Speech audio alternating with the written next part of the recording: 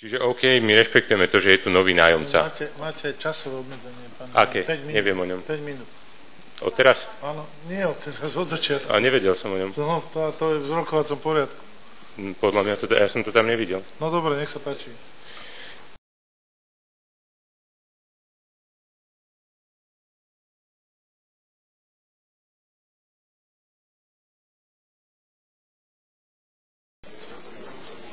Poprosil by som, keby ste dodržali aj časový limit.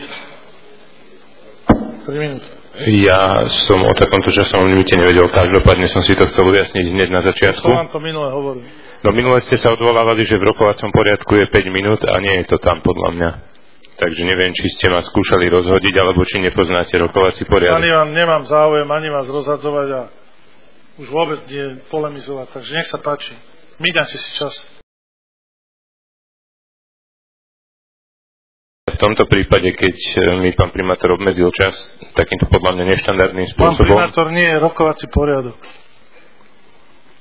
Môžem vás poprosiť ukázať mi tú časť rokovacieho poriadku, lebo ja som si ho pozeral aj dnes a ja to tam nevidím.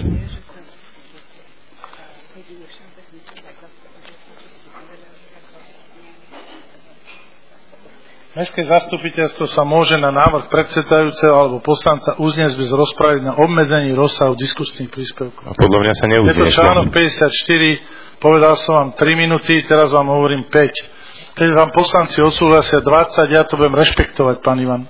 Dobre? Opravte ma, nechytajte ma, prosím vás, za slovo. Ale vy ste navrhli 3 minúty, ale nikto sa neuzniesol, pokiaľ ja viem.